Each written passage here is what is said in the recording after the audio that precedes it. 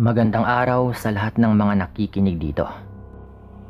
Tawagin niyo akong Ogie at gusto ko lang ding magkwento sa inyong channel. Pero bago yung lahat, uunahan ko na po kayo. Hindi ako gaanong maalam sa pagkukwento, kaya't pagpasensya na po ng inyong mga tagapakinig kung medyo hindi ako ganun kagaling magkwento ng karanasang ito. Ang kwentong ito ay naging karanasan ko noong ako ay nakikitira pa sa aking lolo Badong. Siya nga pala. Matandang binata po itong lolo ko at kapatid po ito ni lola. Ako lang kasi yung walang trabaho sa amin noon. Halos lahat kasi ng mga kapatid at pinsan ko ay may mga trabaho at yung iba naman ay meron na ring pamilyang tinututukan. Wala naman akong nagawa kung hindi yung pumayag sa kanilang kagustuhan. Isa pa ay naawa rin ako kay lolo dahil matanda na rin po ito at walang ibang kasama sa kanyang buhay. Yun nga po, bago mag-Desyembre ay nasa bahay na po ako ni Lolo Badong at doon na rin ako nagdaos ng Pasko. Siya nga pala, taga-Antique po itong si Lolo Badong at nangyari ito noong mga bandang dekada 80. Bago yung mismong araw ng Pasko, napapadalas na po yung kanyang reklamo sa akin noon. Ayon pa sa kanya ay nanghihina na raw yung kanyang katawan at hindi ko naman alam kung anong dahilan noon. Isang gabi nga noon, habang naghahapunan kami, sinabi sa akin ni Lolo Badong na ilang ulit na raw siyang nakarinig ng pagaspas ng pakpak na umiikot sa bahay. Kadalasan daw, nangyayari yon sa araw ng Martes at Biyernes. Nang tanungin ko naman siya kung ano bang ibon yung kanyang naririnig at kung meron ba siyang naiisip na dahilan ng pagbisita nito, napasagot na lang din siya na dalawang bagay lang yung kanyang nakikitang rason. Una, baka aswang daw yung ibon na yon at yun yung rason kung bakit unti-unti siyang nanghihina. Ikalawa naman daw, baka pakawala yon ng mangkukulam o mangbabarang na gusto nga siyang gawa ng masama. Inusisa ko naman noon si lolo kung ano nga ba yung mainam na gawin doon. Pero anya pa ay wag ko na lamang daw pansinin. Darating naman daw yung panahon na mawawala rin yung ibon na yon. Hindi ko alam kung anong ibig nitong sabihin. Napatango na lang din ako sa kanya noon at ipinagpatuloy yung aming pagkain. Pagkatapos namin noon ay nagpahinga na rin siya, habang ako naman ay minabuti ko munang magbasa ng libro para makapagpaantok na rin. Makalipas nga yung mahigit isang oras noon ay narinig ko na nga yung paghilik ni lolo. Walang ano-ano, may napansin akong ingay na parang nagmumula sa labas ng bahay. Noong una, inakala ko pang baka hilik lamang yun ni lolo. Ngunit nang lumaon, napagtanto kong parang kuko yun na kumakalmot sa dingding. Minatsagan ko na nga yun at nakaramdam ako ng kilabot nang malaman kong katapat lang pala ng higaan ni lolo yung dingding kung nasaan ang gagaling yung mga tunog. Naisip ko na noon na baka aswang nga yung naroon at pinupuntirya nito si lolo. Kaya marahan akong naglakad para kunin yung aking itak na nakasabit sa may dingding. Nung makuha ko yon, marahan akong lumapit sa may dingding kung saan nga nagmumula yung pagkalmot. Lalo nga akong nag-ingat noon dahil ayaw ko ring mabulabog yung tulog ni lolo. Nung tuluyan na nga akong makalapit sa may dingding, nalanghap ko yung napakalansang amoy ng kung anumang nilalang sa labas ng bahay. Ilang segundo rin akong nagmatsyag noon at nang masiguro ko na malapit na sa aking kinatatayuan yung kumakaluskos, walang pagdadalawang isip kong itinarak yung itak sa may siwang ng dingding. Gawa lang po kasi yon sa tinadtad na kawayan, kaya may mga siwang na talagang makakalusot yung itak. Pagkatarak ko po nun, ay nakarinig ako ng malakas na paghiyaw na parang hayop na biglang nasaktan. Hinugot ko rin po agad yung itak at napamura ko noon nang makita kong may bahid po ng dugo yung dulo nun. Hindi na ako nag-aksaya pa ng oras ng mga panahong yon. Mabilis akong lumabas para habulin yung aswang. Narinig ko pang napatanong si Lolo sa akin noon kung ano bang nangyari. Kaya't naisip ko na baka nagising siya dahil sa biglang ingay ng kung ano mang nilalang na nagawa ko nga pong sugatan. Pagkalabas ko po noon, naabutan ko pa yung isang maitim na tao na makintab yung balat. Pagkapang itong tumakas at ang madaling dumiretso sa may kakahuyan na malapit lang din sa kinatitirikan ng bahay ni Lolo.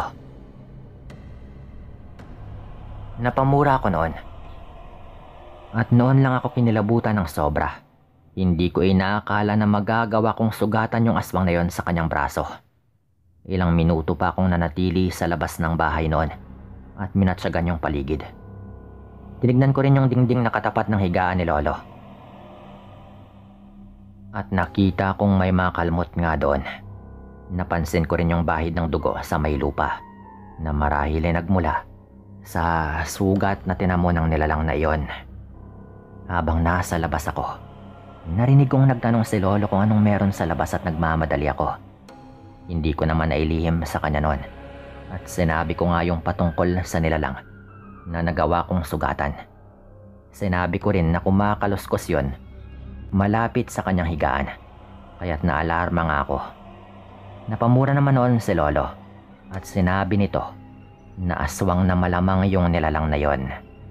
Sinabi pa niya na marahil ay kilala lang niya yung aswang na yon, pero wala siyang sapat na katibayan. Minabuti kong pumasok na lang noon sa loob ng bahay at doon na nga namin ipinagpatuloy yung kwentuhan. Dahil sa nangyari, pareho kaming hindi makatulog noon. Nagbantay kami sa paligid ng buong magdamag para siguraduhin na hindi na babalik yung aswang para makaganti. Mabuti na lang din at hindi na nga yun nakabalik. Ngunit dahil sa nangyari, naging alerto na kami ni Lolo. Naglagay na kami ng mga pangontra sa paligid ng bahay upang kahit papano ay hindi na nga yun makalapit pa. Pero kahit pala na may mga pangontra, kapag ginusto ng aswang, ay gagawin niya yung lahat ng kanyang makakaya. Isang gabi nga noon, nasa kahimbingan kami ng aming pagtulog nang biglaan kaming malimpungatan dahil sa malakas na kalabog. Narinig namin yon sa may bubungan. Magsasalita sana ako para magtanong kay Lolo kung ano ba yon, pero sumenyas ito na wag daw akong maingay. Inutusan ako noon ni Lolo na kunin yung itak at sundutin yung nilalang na nasa ibabaw ng bubungan. Ayon pa sa kanya, madali naming malalaman kung nasaan nga ba yon dahil lulubog yung atip ng kanyang bahay na gawa lang din sa nipa. Hindi naman ako nagdalawang isip noon at ginawa ko nga yung kanyang sinabi. Pumatong ako sa may bangko dahil mababa lang naman yung bubungan at nang kaya ko na ngang maabot ng itak yung bubong, naghintay ako kung saan banda lulubog yung bubong at nang may makita kong lumubog na bahagi, buong lakas ko pong itinarak doon yung hawak kong itak. Pagkatarak ko nga nun, nakarinig ulit kami ng hiyaw sa ibabaw. Sinabi naman ni Lolo Badong na yun na malamang yung aswang at lakasan ko pa raw yung pagtarak doon. Napatango naman ako sa kanya noon at sa ikalawang pagkakataon, mabilisan ko nang itinarak yung itak sa may bubungan. Pero mas malakas na at muli kaming nakarinig ng pag-ungol doon. Noon din ay napamura na nga ng malakas si Lolo at meron siyang binanggit na pangalan na ayon pa sa kanya ay kilala raw niya yung aswang at hindi ito maaring magkamali. Nagbanta pa si Lolo noon na pupuntahan namin yung bahay nito kinabukasan para magkaalaman na. Pagkatapos sumigaw ni Lolo, napansin kong may gumagalaw sa may bubungan. At katunayan po noon, naiwan ko pong nakatarak yung itak doon. At gumagalaw rin po yun. Kaya't napagtanto ko na baka nakabaon pa rin yun sa katawan ng aswang. Minabuti kong hugutin yon at nagmadali akong lumabas ng bahay. Sinabihan pa ako ni Lolo na mag-ingat ako dahil isang aswang yung aking makakalaban. Yung hawak kong itak noon ay nabalot na rin po ng dugo. At pagkalabas ko nga po noon, Sakto ring meron akong narinig na kalampag sa may bubungan. Nalaman ko na lang na dahil pala yon sa aswang nang bumagsak sa mismong harapan ko. Yung mabalahibong nilalang na merong sugat sa may bandang balikat. Napagtanto ko nga noon na marahil ay nakasilip lang siya, kaya sa balikat mismo siya tinamaan. Nagulat pa nga yung naturang aswang nang makita niyang naroroon ako. Mabilis siyang bumangon at napaangil. Sinubukan niya akong sugurin noon, pero agaran kong winasiwas yung aking hawak na itak. Binantaan ko rin siya na kapag aatakihin niya ako ay talagang papatayin ko siya. Hindi ko alam kung natakot ba yung aswang sa akin noon o baka naiisip niyang papakawalan ko siya. Pagkatapos kong magwika ay natigilan siya at iginala yung kanyang paningin sa paligid. Habang ganoon yung sitwasyon, narinig kong sinabi ni Lolo na tagayin ko yung aswang na yon para madala at bibisitahin namin siya kinabukasan. Dahil dito, sinubukan kong iwas-iwas yung hawak kong itak at naghanap ako ng tiyempo para mataga yung aswang sa bahagi kung saan hindi niya madaling malawayan. Marahil ay naisip ng aswang yung aking binabalak noon, kaya't nagmadali siyang tumakas. Pero hindi ko siya tuluyang hinayaang gawin yon. Buong lakas ko pong ibinato yung hawak kong itak noon habang hindi pa siya nakakalayo. At sa kabutihang palad naman ay nagawa ko yung tamaan sa kanyang likuran. Dahil napakatalim po nun, alam kong nasugatan siya ng malala kung saan hindi nga niya magawang malawayan agad. Narinig ko pang napaungol yung aswang na yon habang mabilis pa ring tumakbo. Nang wala na nga yun, sinundan ko nga yung dinaanan niya para hanapin yung itak. At noong makita ko na yon, nagmadali akong pumasok ng bahay noon at tinanong si Lolo kung talaga bang kakilala niya yung naturang aswang. Napatango nga si Lolo noon, pero ayon sa kanya ay hindi daw siya sigurado kung tama yung kanyang hinala.